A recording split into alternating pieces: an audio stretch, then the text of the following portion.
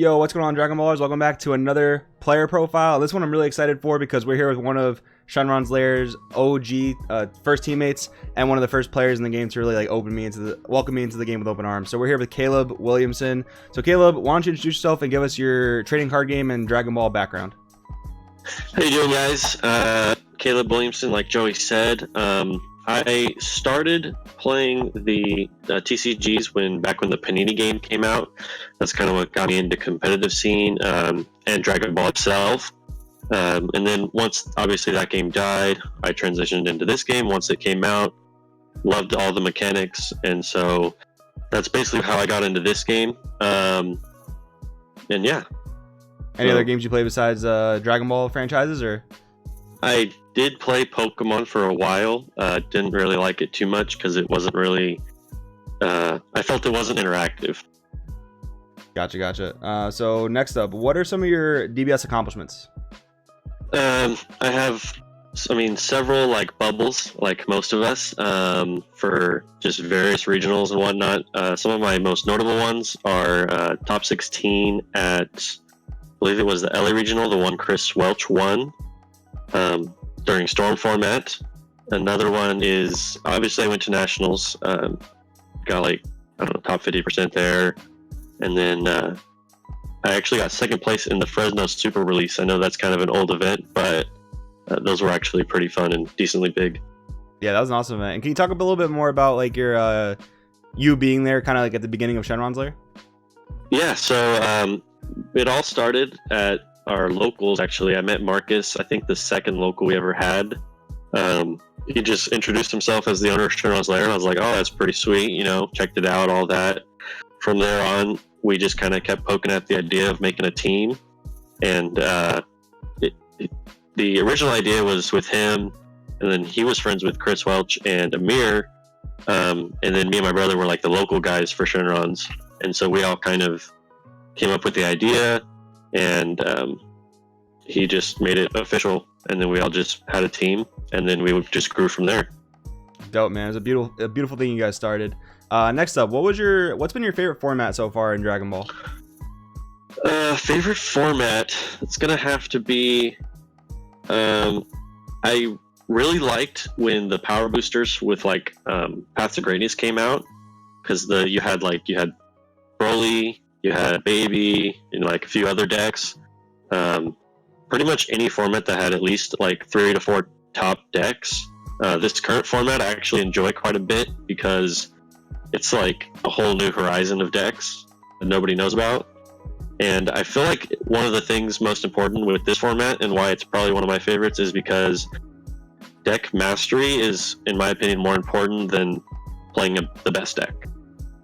Yeah, I can actually definitely agree with that. I think the format is super wide open with Super Shenron being banned. So I think I have an idea of what your answer is going to be, but what's been your least favorite format so far?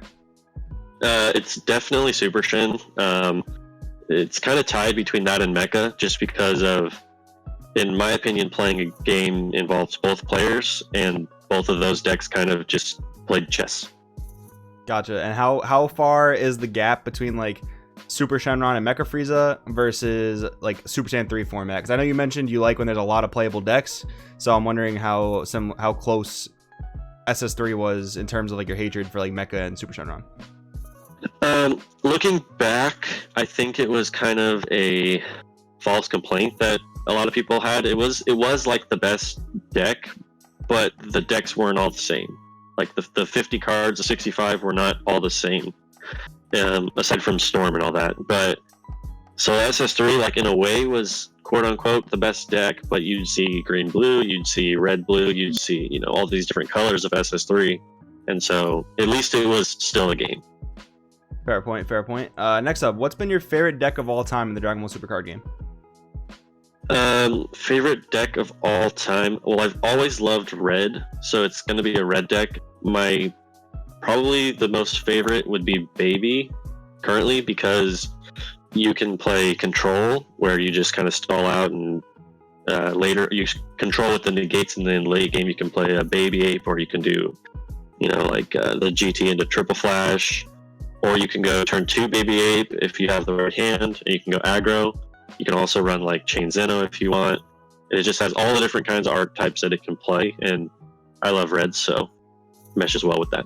Yeah, I think Baby Vegeta is my favorite red deck too, for sure. Next one. What's the deck you hate facing the most? Definitely Janemba.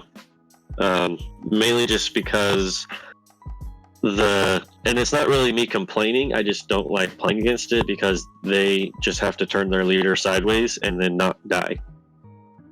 Yeah, guys in the comments, don't kill Caleb for hating Janemba, all right? He's just a innocent, and I'm not complaining. I think it's definitely beatable. I beaten it before. I just don't enjoy playing against it because it's kind of boring. I totally respect it. Next up, what's your favorite event you've been to thus far? Favorite event originally was down in LA. We did a Team Wars before it became popular, and it was a 5-man Team Wars, best of 1. That was my absolute favorite until I think Celebrations. Those were probably my favorite just because team event plus singles event plus great pricing, overall just made for a great event. Awesome. Next up, if you could go back to any event with like perfect knowledge, which event would it be and why? Perfect knowledge for any event. It would probably be Mecha format when I think it was San Jose Regional. It was like the first 500 plus regional where Marcel Russell won with Vegeta. And I wish I would have played Vegeta because it would have been pretty awesome to be that guy that was like, wiping all the meta. Dope. Next up, what's the craziest game you've won or lost? Like, what's the craziest story? That's a pretty tough one. It happened at Nationals, actually, in the Gunslinger Day 2. I was playing, it's a best 1 tournament, I was playing Pan. I scrubbed out Day 1 with Janemba, and so I talked to my teammate, Tim Palacios. I said, give me your list, card for card. So we built it, and I was playing in the Gunslinger, and it was the final round. It was, if I won, I got like the next bracket of pricing or whatever, so I was like really trying to win. And I went up, and the guy lays down Shenron Gogeta. And I was like, well, this sucks. And not only did he win the die roll, but turn 1, he had all 7 Dragon Balls. I was like, well, yeah, it was insane. So he plays Gogeta 7, does his thing. Gets me down to 1 life. 0 cards in hand. It's my turn. I top deck Time Patrol Trunks. My top 2 is a Chain Attack and then an irrelevant card. I take the Chain Attack, and then off the draw, I drop Zeno. And he's at 1 life as well. So chain Zeno, and then I get like super combos and all this stuff, and end up winning. It was nutty. Dope. Yeah, it's so awesome. It was insane. It sucks sometimes when RNG is like against you, but when RNG is in your favor and it leads to an awesome story like that, it's pretty dope. So next up, who are some of the DBS players you admire the most? That's a difficult question for me because given I don't know everybody, but from the people I do know and have met, I'd probably say I have a top 3, and that's going to be Danny Hype because just overall great guy, plays a lot of off meta decks, which I like to do, and he's good at actually playing. You know what I mean? Yeah, it plays real tight. Second would have to be, I would say, just some of the 3xG guys in general. Matt Coombs, like we hung out at Nationals, he was just a really cool guy, even though he doesn't necessarily perform all the time or whatever, but he has always putting out cool decks and overall just a really cool dude. And then probably my favorite player, probably just gonna have to go with Marcus because he's always been like that guy that I could throw any deck at and he'd give me an honest feedback even if it was trash. Plus he has all the things that the other players have that I named.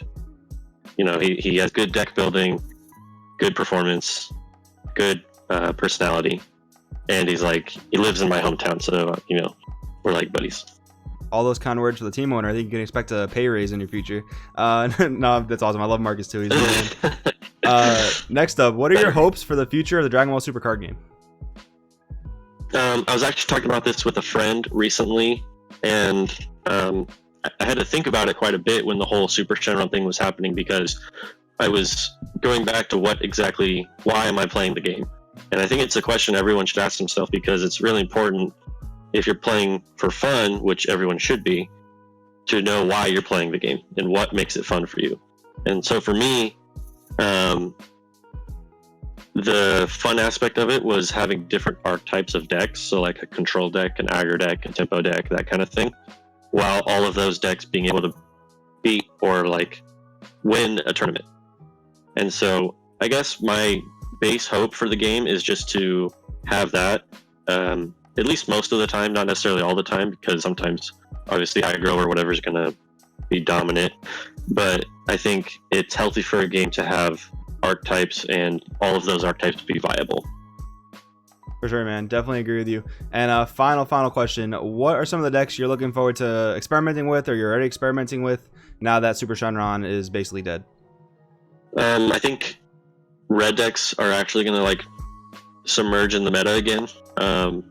They've always kind of been that like on paper tier 1 deck, but never performance wise. But I think with the multicolored cards coming out, it's going to be a really good deck. I'm super excited. I've actually been playing Bojack Pirates recently with blue yellow, and just adding objection into that deck makes it like way better, because you can turn 3 into the 8-drop. So that deck's actually pretty fun. But overall, I'm just excited for dual colored cards in general, because it makes for like hundreds of different combinations of colors and deck ideas, and it just opens up everything. Dope, man. I'm definitely going to have to get some lists from you. But Caleb, thanks so much for your time. Really appreciate it. Any final shout outs you want to give before we wrap this up?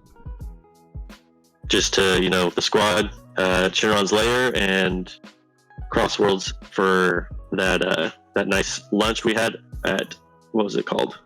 In Fresno. Which? Yes. Back when it was like first starting. Heck yeah, man. That's awesome. I still have that cup from that lunch, man. I'm so grateful for you guys for just like inviting me out to lunch. It's been such a blessing to be on like Shenron's Lair. Really awesome. It was awesome. You're awesome, man. Appreciate that, man. We'll catch you guys later. All right. Have a good one.